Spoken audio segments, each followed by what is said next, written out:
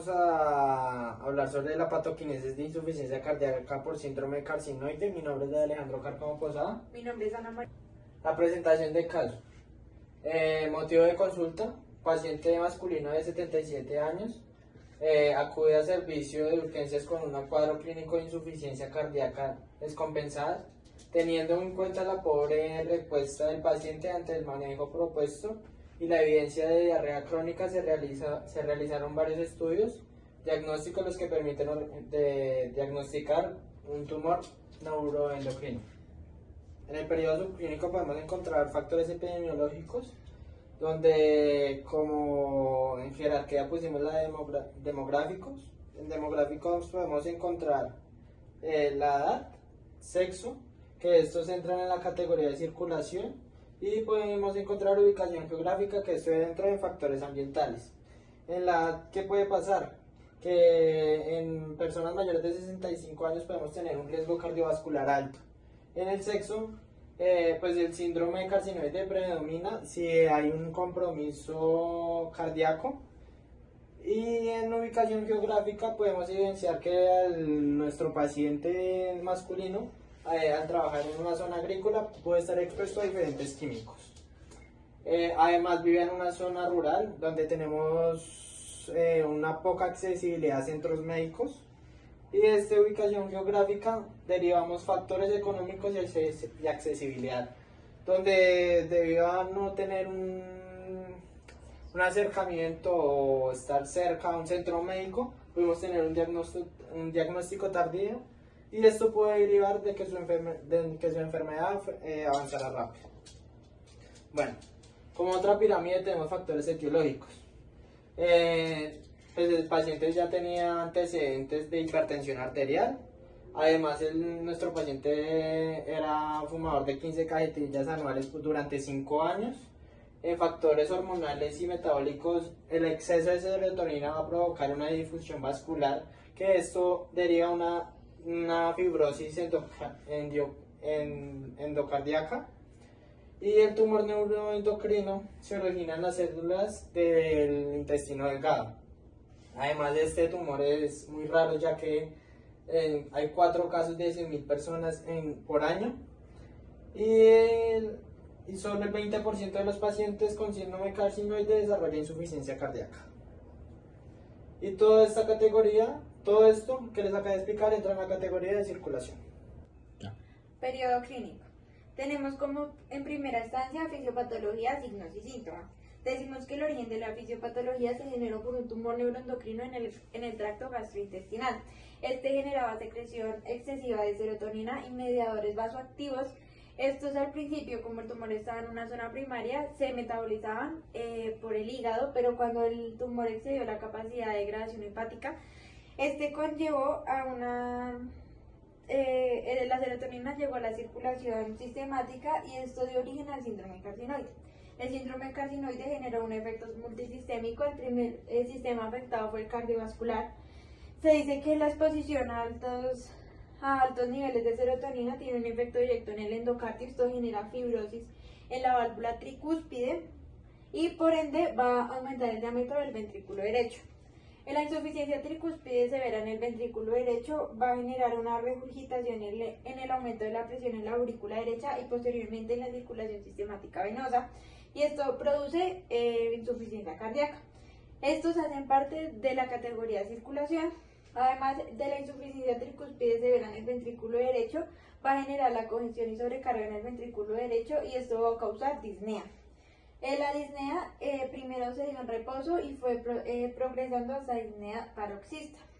La disnea hace parte de las categorías capacidad aeróbica, resistencia, ventilación y respiración. Después tenemos que la regurgitación, que aumenta la presión en la aurícula derecha y posteriormente en la circulación sistemática venosa, va a generar un edema en miembros inferiores, que hace parte de la categoría de circulación.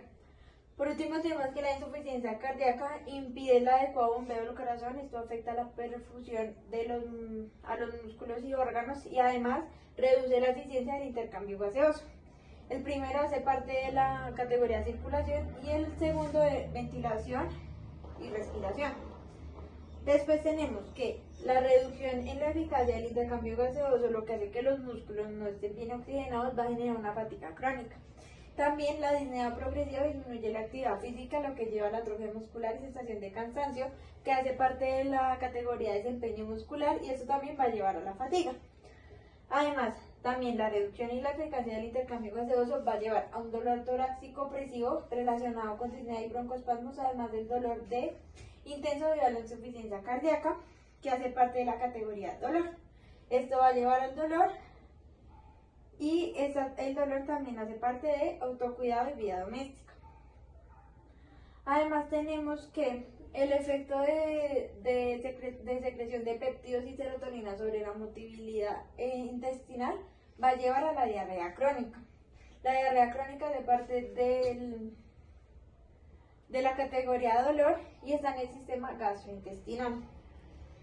Además tenemos que los síntomas como disnea o fatiga están relacionados con el sistema respiratorio, y los broncoespasmos se generan ya que la exposición a serotonina en altos niveles, la serotonina actúa con los receptores 5-HT3 en el músculo liso bronquial, y esto genera broncoespasmo, que el broncoespasmo hace referencia a la categoría de ventilación y respiración. También tenemos que la fatiga crónica puede causar deficiencias nutricionales, lo que lleva al cansancio y la debilidad, y estas hace parte de desempeño muscular. Bueno, continuando en nuestra parte clínica, tenemos las deficiencias estructurales y funcionales que encontramos en nuestro paciente. En las estructurales tenemos 4, las cuales fueron fibrosis y engrosamiento en la válvula tricúspide. En este encontramos que la esclerosis de la válvula tricúspide no se cierra completamente, el cual provoca una regurgitación sanguínea hacia la aurícula derecha. Además de esto, se observó el aumento de la presión venosa a causa de la insuficiencia cardíaca derecha. Esta fibrosis la pusimos en la categoría de circulación.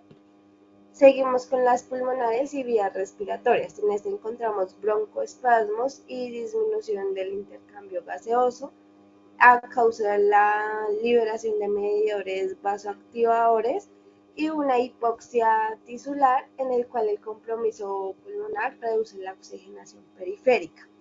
Este lo pusimos en la categoría de ventilación y respiración.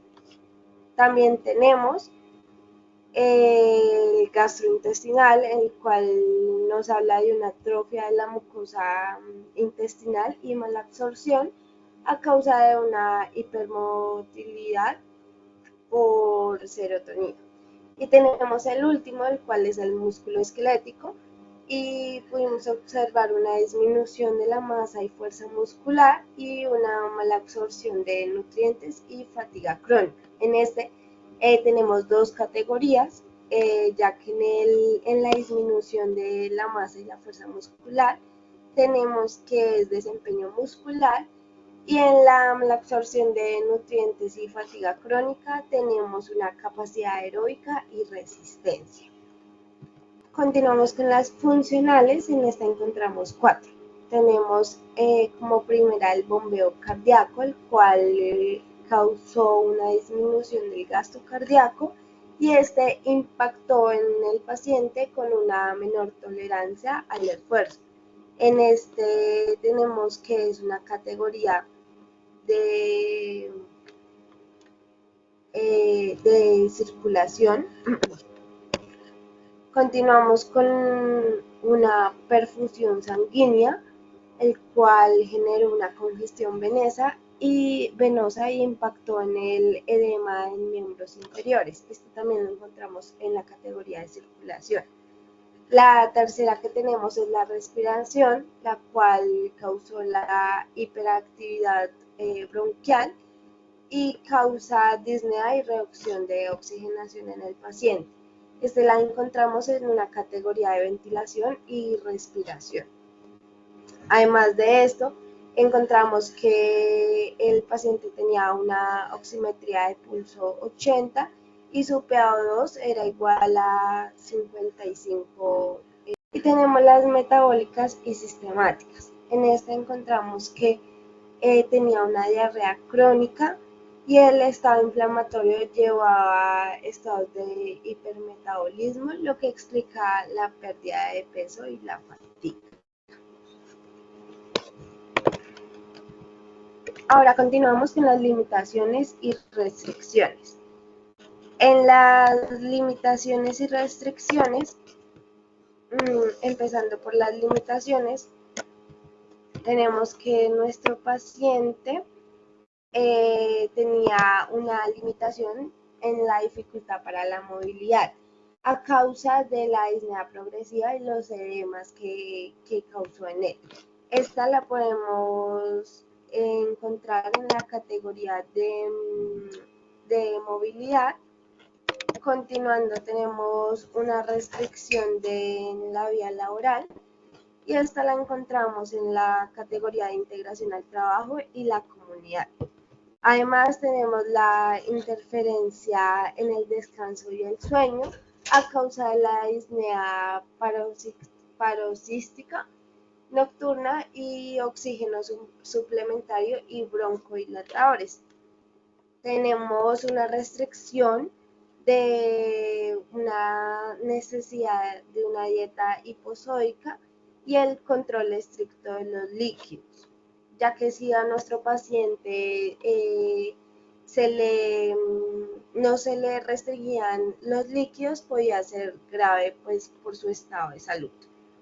Además de estos, tenemos otra limitación, la cual es el impacto en la alimentación y el cual le causaba una diarrea crónica. También tenemos la imposibilidad de realizar esfuerzos físicos, por lo mismo que hablábamos, ya que nuestro paciente contaba con una disnea y no podía tampoco ejercer ciertos esfuerzos, además por la fatiga. Teníamos también una limitación de dependencia para el autocuidado, el cual causaba una fatiga y debilidad progresiva, los cuales dificultaron las actividades básicas. En ellas, pues encontramos que una de las categorías que estaba pues en el medio era el autocuidado y la vida doméstica. Y por último teníamos el aislamiento social, el cual causaba una reducción en la interacción con su comunidad debido a sus síntomas persistentes.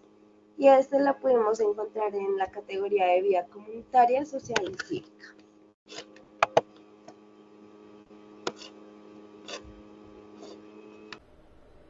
Yo les hablaré sobre las barreras y los facilitadores de nuestro paciente. Primero encontramos los factores ambientales y tenemos las barreras, en donde está el acceso a la atención médica especializada, costos de tratamiento, disponibilidad de medicamentos, ambiente hospitalario y apoyo social, dieta y hábitos de vida. Encontramos los facilitadores, en donde tenemos equipos médicos multidisciplinarios, programas de apoyo para el paciente, acceso a tratamientos innovadores, programas de apoyo para nuestros pacientes. Luego encontramos los factores personales, encontramos barreras como estado emocional y psicológico, limitaciones físicas, falta de adherencia al tratamiento, impacto en la calidad de vida. Y encontramos facilitadores como lo son la actitud proactiva del paciente, apoyo familiar y social, terapias complementarias, educación sobre la enfermedad. Tenemos un periodo postclínico.